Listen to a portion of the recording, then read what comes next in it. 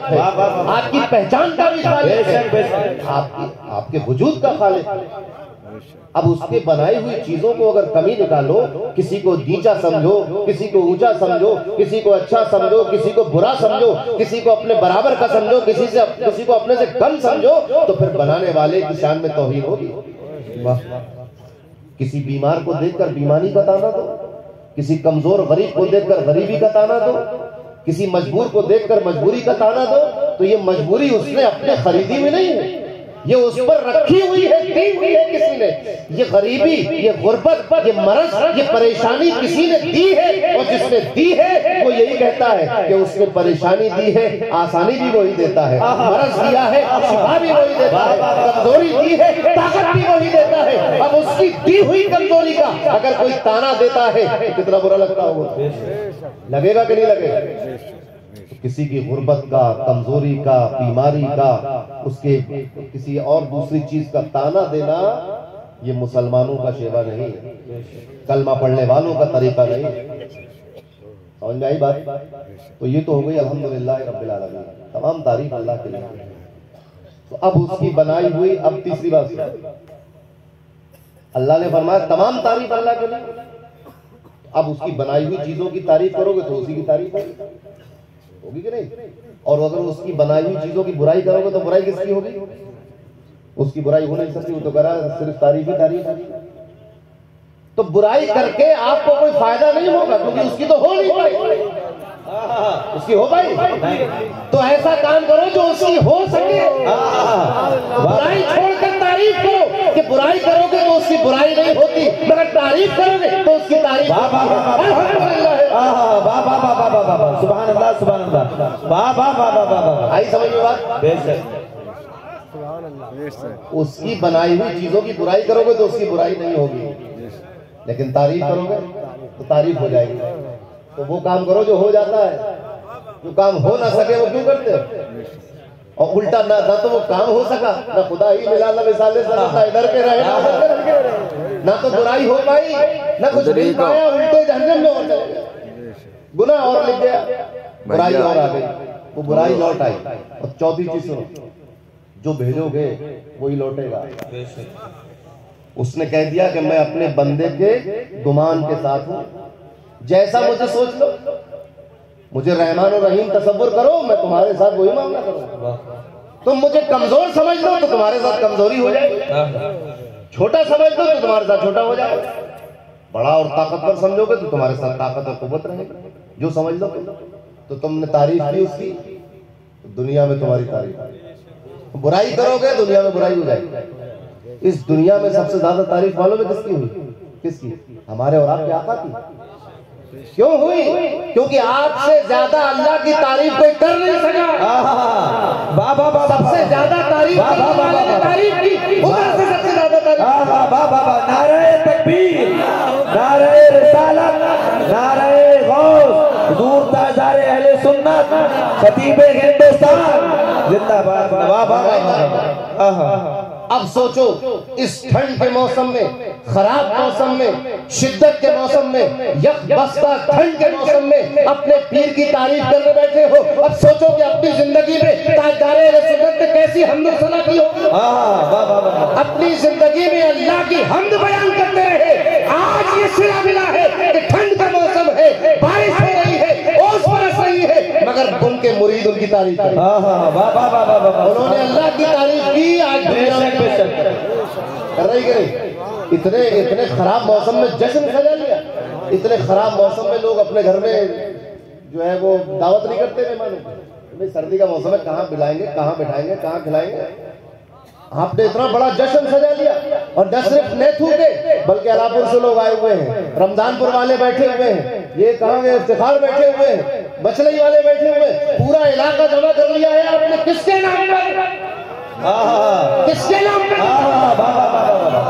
آپ نے پوسٹر میں لکھا تاجدار اہل سنت کانفرنس۔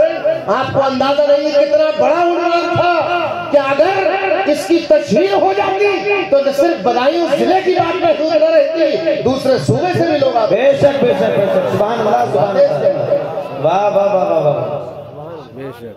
سوچیے کہ تعریف اللہ کی حمد و ثنا کرنے کا صلہ کیا ملا۔ وہ تو وہاں درگاہ میں آرام کر رہے ہیں، چاہنے والے یہاں ان کی تعریف کر رہے ہیں، اور یہ جو تعریف ہم تاجدار اہل سنت کی کر رہے ہیں، دراصل یہ تعریف بھی ان کے خالق کی ہے۔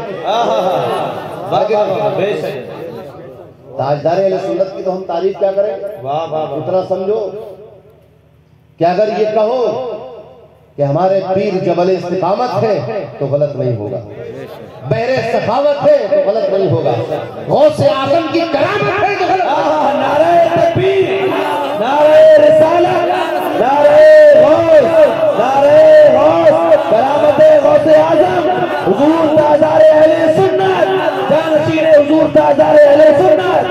واہ واہ واہ واہ، سبحان اللہ، سنیت کی علامت ہے غلط نہیں ہوگا، واہ واہ واہ واہ، پابند شریعت ہے تو غلط نہیں ہوگا، جو چاہو کرو۔